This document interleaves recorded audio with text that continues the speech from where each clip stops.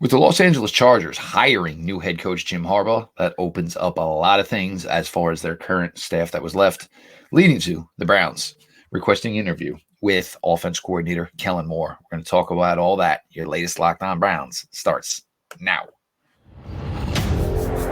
You are Locked On Browns, your daily Cleveland Browns podcast. Part of the Locked On Podcast Network.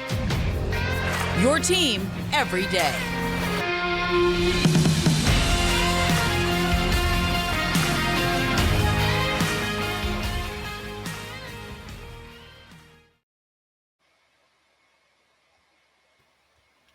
Welcome back, my friends, to the show that never ends, your daily delivery of all things Dog Pound LGB on the LOB, the Locked On Browns podcast, brought to the Locked On Podcast Network, your team every day. Appreciate everybody who makes Locked On Browns their first listen every single day. If you're not part of the everyday crowd, jump on in. Almost 7,500 strong. Subscribe to the Locked On Browns YouTube channel.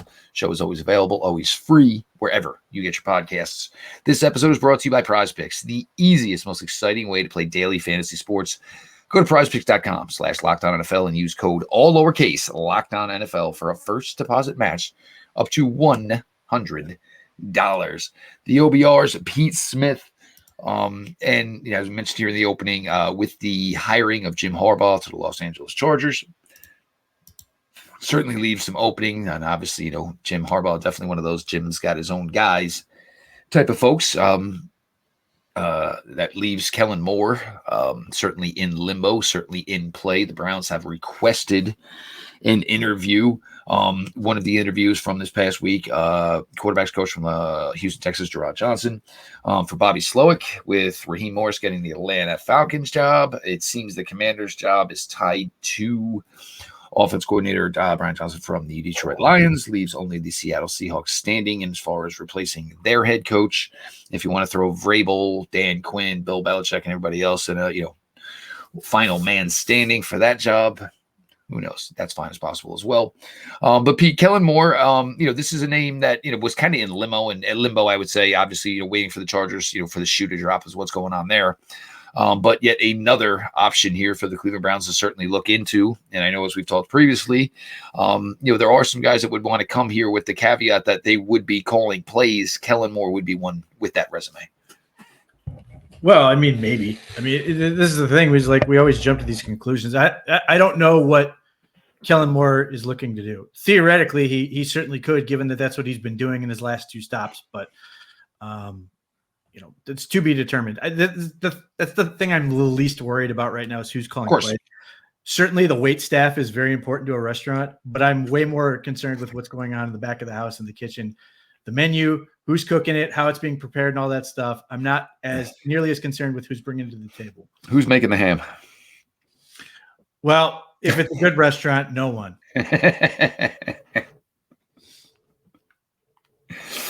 But they've been through these slew of guys, Pete, and we're going to get to obviously the couple of hires that they've made here in segment 2 and segment 3.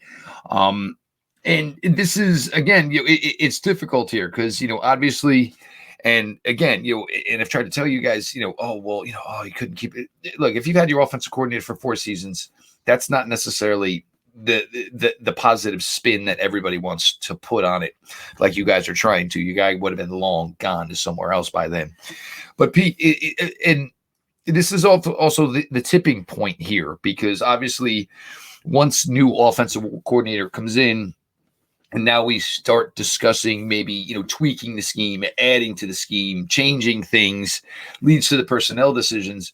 But, it's going to start with, somebody that's going to come in and, hopefully Kevin Stefanski obviously should, with trust in bringing this person in, is, adapting. And, I know, as we talked last week, is, trying to find ways that you're still going to have to compete with this Bengals offense, which will get Joe Burrow back. This Ravens defense, offense that is obviously humming. This is very, very, very important. And the thorough and the long due diligence certainly makes a ton of sense.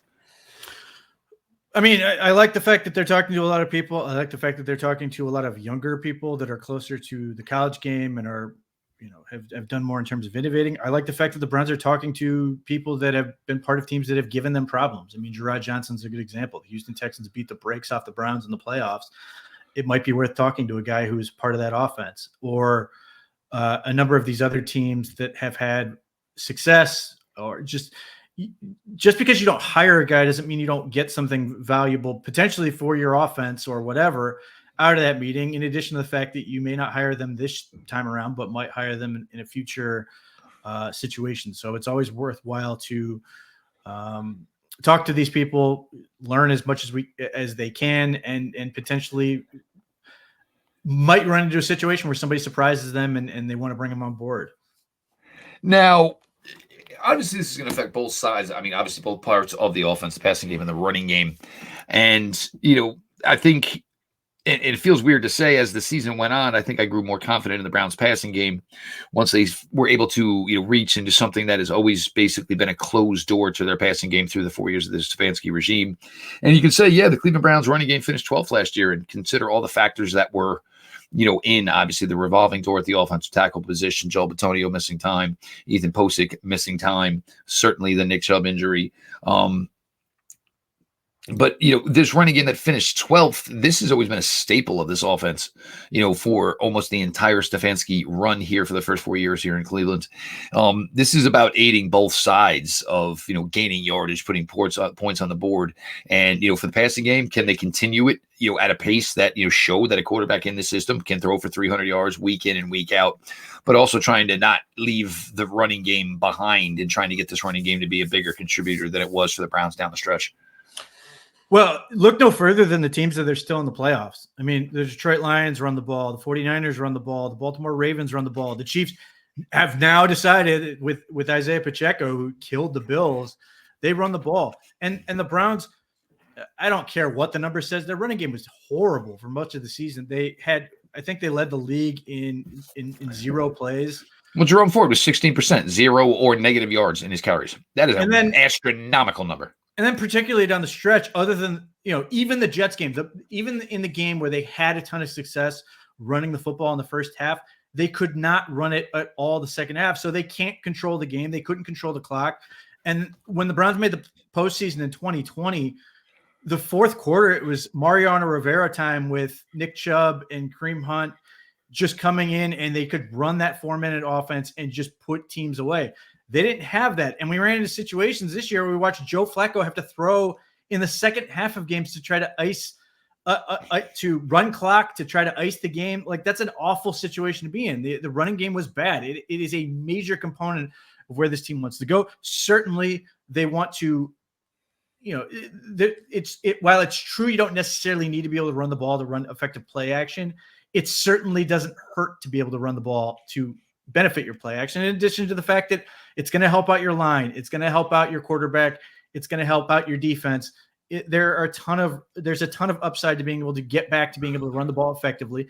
And they have to start thinking about, even though Nick Chubb may be a huge part of their offense whenever he comes back and is healthy, he's not going to be around forever. And they have to be able to, their offense cannot just be run the ball effectively when Nick Chubb is healthy. No doubt. And you have to find a way to adapt it, obviously, to, whatever players are going to be there. From Mary Kay Cabot, Kellen Moore will be in Cleveland tomorrow to interview for the opening offense coordinator gig. We're going to move on here. We're going to talk about, obviously, some of the hires that have been made here in the last couple of days. Jeff Lloyd, joined by the OBRs, Pete Smith. Everybody stick around.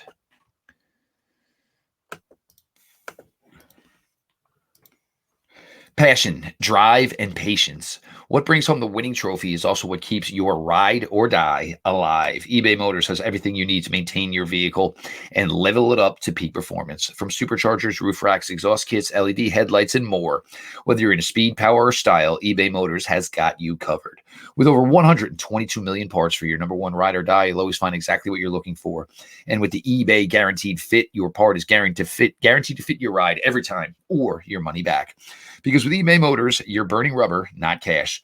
With all the parts you need at the prices you want, it's easy to turn your car into the MVP and bring home that win. Keep your ride or die alive at ebaymotors.com. Eligible items only, exclusions apply. eBay Guaranteed Fit only available for U.S. customers.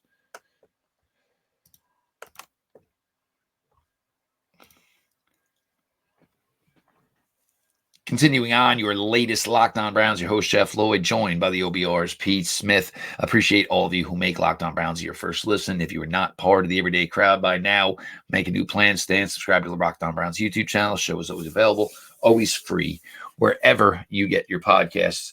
Now, Pete, the two hires, obviously, Duce Staley, Tommy Rees. We'll get to Duce Staley here first. And, Stump Mitchell, obviously, and very gracious. And, look, I mean, the fact that he even granted these interviews is one thing, because it's very rare that you get to talk to a departing assistant coach in the NFL in the regards that Stump has. But obviously, Stump spent a lot of time here. Some people getting on him for what he's spoken about. And look, if it's a fact, if it's true, who cares? It's not like he was making things up. But Duce Staley comes in here, and obviously, Pete, to have been a assistant head coach for 3 different franchises, Duce Staley was probably somebody that most probably thought would have had his own team by now. But this is a pretty integral hire here as well. And this is part of the reason, you say, oh, well, Stump Mitchell was the running back coach. He lost Nick Chubb. Well, coaching Nick Chubb wasn't the difficult part. Getting the Pierre Strongs of the world, getting the Jerome Fords of the world on track. And granted, both had moments. But this is going to be obviously a task here for Duce Staley. And most likely it's also going to be part for Duce Staley, whether it's a rookie, which I don't know how that's going to work for the Browns, because if you want a running back of impact, I'm not sure how you're going to do it with the Browns draft capital, or getting a veteran in here as well. Duce Staley's got a job to do here. And look, first things, I'll just flat out say it. I do think Duce Staley was an upgrade over Stump Mitchell, but go ahead. Well, when I listened to Stump Mitchell talked on Big Play in their interview, he talked about how he thought players just needed a system.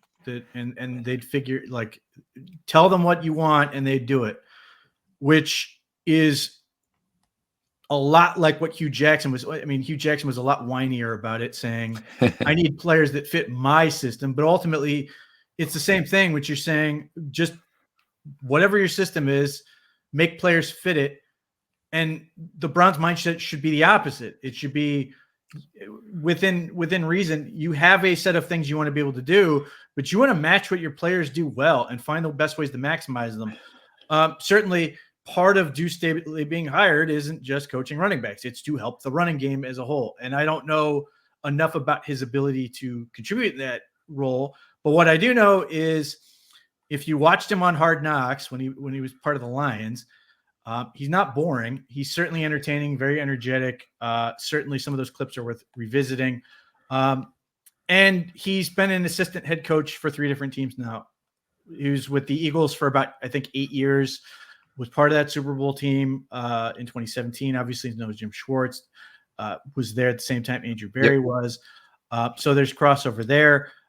Was with the Lions for a couple of seasons, then went home to South Carolina because his mom was not doing well health-wise. That's why he left there. I put a lot of what happened with the Chargers on, or with Panthers on Tepper, not an indictment. Oh, certainly. Anything. Staley does. So I'm with you. I think it will be an upgrade.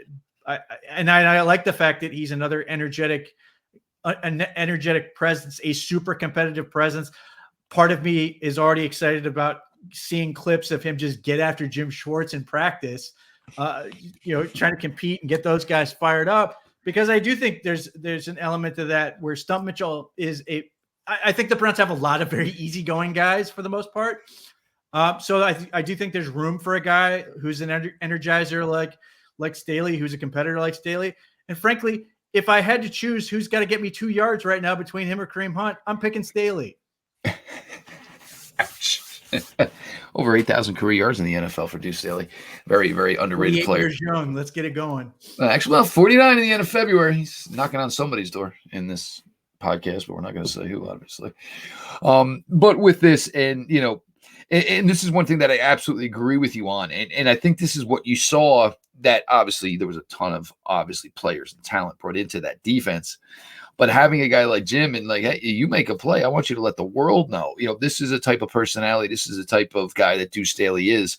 And, the fact that he was very high in the pecking order in Philadelphia, in Detroit, in Carolina, obviously for a hot minute, 11 games, as long as, Duce was there. And obviously they just kind of ran everybody out of the building. But again, Carolina, I think a lot of that was, a lot of remorse of, and it might not necessarily been reflected on your coaches. It might have been reflected on the fact that, you probably watched some CJ Stroud and thought, maybe we didn't go the right way with the move that we made.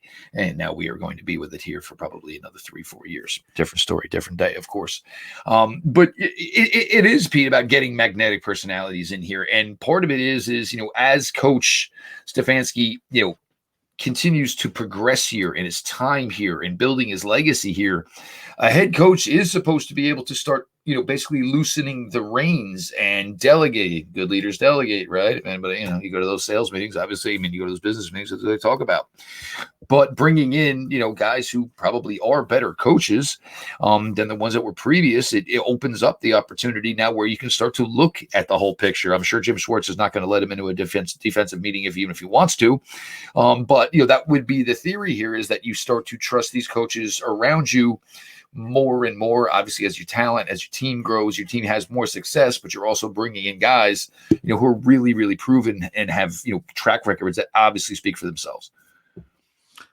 Yeah, look, the good news so far is that the Browns are targeting guys and getting them, the guys they seem to want. We're not in a situation where, think about it. He chose the Browns, have no idea what Nick Chubb could possibly do for him. But meanwhile, he could have easily just went to New York and coached at Brees Hall. True. Now, the Browns certainly look like a far more stable organization. It's not difficult to envision a scenario Robert Saleh and company is out after this coming year. True. But what with the upside for a guy like Staley is potentially you take the running game that, again, not very good this past year, you make it a whole lot better. I think it could potentially position him into what I think is ultimately his goal, which is moving up, getting a head coaching job somewhere at some point. I think the Browns, as much as people don't want to sort of acknowledge it, one, people like working for Kevin Stefanski. Two, people like the stability that the Browns have. And three, people look at the Browns as an opportunity to advance your career. And certainly most of this we've seen on the front office side, but nevertheless, Drew Petzing becomes the Arizona Cardinals offensive coordinator. We've seen some guys get looked at different jobs, and this becomes a great opportunity for somebody like Staley or, Tommy Rees to elevate their profile and continue to build on the career that they've had. Who, both guys considered rising sort of presences in the coaching ranks. Without, and this is what you're looking for here. And, it's always about evolving, and, you can never be satisfied. You can never be content. And, you have to, continue to adapt. You have to continue to grow. And I think once these, final offensive coaching changes are in place, and you're going to look at what was here as opposed to what will be here for 2024. For any of those of you that had questions as to why they came, I think you're foolishly going to stop talking about that, and you're going to understand why the decisions were made, what the thought process was with it. And we'll get to one of those obviously here. Pete obviously brought up age, and we're going to get to one of those here next in segment 3. The latest Locked On Browns continues. Everybody stick around.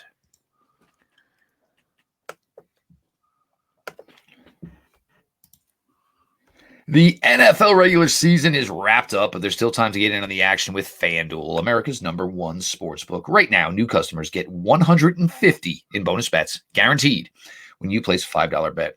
That's $150 in bonus bets, win or lose. The app is so easy to use, and there's so many different ways to bet. You can do live same-game parlays. You can find bets in the new Explore tab. If you're kind of new, don't know which way to do, check out the Parlay Hub. You can check out some of the most popular parlays that people are putting action on, and you can jump in on that train as well. Visit FanDuel.com/lockedon and make your first bet a layup. FanDuel, official partner of the NFL.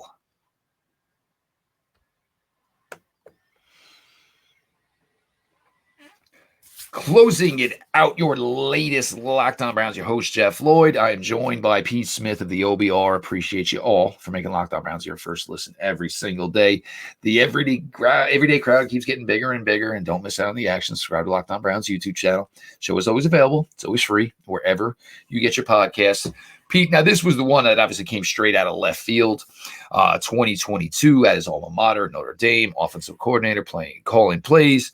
2023 with Alabama, calling plays. may not have had the best end of his run there. Obviously, at the end of Alabama's season, now all of a sudden, 31-year-old Tommy Rees is now coaching your tight ends. Interesting for Tommy Rees for where he was in college football to come take this position, tight end coach here with the Cleveland Browns. But again, you're broadening your horizons, you're broadening your resume. I do think Tommy Rees's ultimate aspiration is probably to get a college program of his own. But you kind of get to come in here and you start to learn, you to be a truly good coach, you want to be able to understand everything. So when you do have a problem, then your tight end coach says, look, here's an issue we're having, how can you help? That's what you're supposed to be when you were supposed to be a head coach. Did come kind of out of left field. But again, you bring in some youth here, you bring in some exuberance, and obviously for Tommy Rees, it's certainly some experience as he's been with some quality college programs the last couple of years, and now here coming, and certainly doesn't hurt that you get to coach. I mean, come into coach as a positional group, one of the best tight ends in the NFL, coming off his career year, with a room that's probably going to have some change coming to it. Yeah, look. Innovation typically goes high school to college to the pros. So you're getting a guy who's just out of college. You're getting a guy who apparently was good enough for the greatest college football coach of all time, arguably, in Nick Saban running his offense. And you've seen the tight ends coach for the Cleveland Browns get elevated and ultimately hired out. Drew Petzing started as the tight ends coach for the Browns. And clearly, Tommy Rees is not here just to coach tight ends. Clearly, he's here to have an impact on what the offense is going to do, what this team's going to look like moving forward, which is super important, and also why I think it's a valuable hire. But yes, to your point, it's about building the resume, and the Browns are offering him a great opportunity. Certainly, David Njoku is valuable in terms of that and what that can offer him. I mean, I think in some ways, coaching tight ends is just a way to sort of broaden his horizons in terms of getting down in the trenches a little bit and coaching that part, as well as being able to impact the passing game, being that he's a former quarterback himself. But it's just, again, a way to bring in younger guys who are more likely to want to innovate, guys who have experience running different offensive systems. Tommy Rees has obviously been in a couple of big programs between Notre Dame and Alabama and run different things. He's been around some very talented coaches. And to me, like, I don't know how good he's going to be coaching tight ends. I'm not going to claim he's going to be a great tight ends coach, but I like the concept of, again, getting younger, getting more guys who are likely to push the envelope in terms of innovation and getting this team to stay modern. I mean, you are in an environment where the longest tenured offensive coordinators in the NFL date back all the way to 2022. Everybody's changing. Everybody's trying to innovate, particularly coming off a year where offense was down historically. Teams are trying to figure out the way defenses have changed, are trying to innovate on that side of the ball. Look, obviously there's on Tommy Rees, and we'll get to this one just obviously real quick before we close this out here. Pete, we're about to go through an NFL head coaching cycle where widely regarded as the best NFL coach who ever lives. I'm not saying you have to agree with it, anybody, but Bill Belichick was available, and it looks pretty much like Bill Belichick is not going to be on the sidelines in the NFL in 2024. Yeah, it'll be interesting to see if he actually decides to retire. I don't think he will. Clearly, he wants to catch Shula, and if he doesn't retire, if he doesn't say he's officially done, he's the worst nightmare for about half a dozen coaches in the NFL, because if they come out of the gate struggling, and I'm looking at you, New York Giants, New York Jets, Dallas Cowboys, the entire year is going to be speculating about when are they going to call Bill? When is he going to come in and replace their head coach, come in and try to win a Super Bowl or whatever? You're already seeing it with this notion that that Andy Reid's going to retire and then Bill Belichick is going to go coach the Chiefs to try to go get his seventh ring and to get all those wins. It's certain. The thing, it surprises me in the sense that Bill Belichick is obviously an incredible coaching mind. It's not surprising in the sense if he wants personnel control and if he's insisting on bringing Josh McDaniels, Joe Judge, Matt Patricia, and just, assembling the cast of Space Cowboys and trying to coach this thing up again. Like, I think that has been, if you're trying to like look at the trajectory of coaches between him and Saban has been far more willing to go younger, to reach outside the circle, to bring in different ideas, where Belichick has gotten more sort of curmudgeonly in how sort of stuck in his ways he is, that might be to his detriment. I mean, obviously the personnel control is the biggest deal given how things went with the Patriots, but I do think he needs to sort of be thinking outside the box in terms of a very small box in terms of who he hires for coaches. And we'll give you two scenarios. Pete and I actually joked about this one before we hit the record button. Bill finds a high school, goes and wins a state championship running the Delaware wing tee just because Bill's efficiency for the history of the game and wasn't always translatable, obviously, to the NFL. And for all of you who were so hoping for the Pete Carroll, Nick Saban, and Bill Belichick podcast, maybe there's still some life left to that dream. He is Pete Smith. Obviously now with the OBR, just a significant upgrade for those guys. Obviously Pete comes in and just continues to help something that has always been a great product. Hopefully reach even newer and higher levels of greatness. Make sure you're following @_Pete Smith_. Myself, Jeff Lloyd, you guys know, been here 7 seasons, almost going on 8 seasons now with Cleveland Browns coverage. I appreciate you all who make Locked On Browns your first listen every single day. 7,500 strong, almost. Let's get to that number. Subscribe to Locked On Browns YouTube channel. Show is always available, always free, wherever you get your podcasts. This has been your daily delivery of all things Dog Pound, LGB on ELOB. Let's go Browns.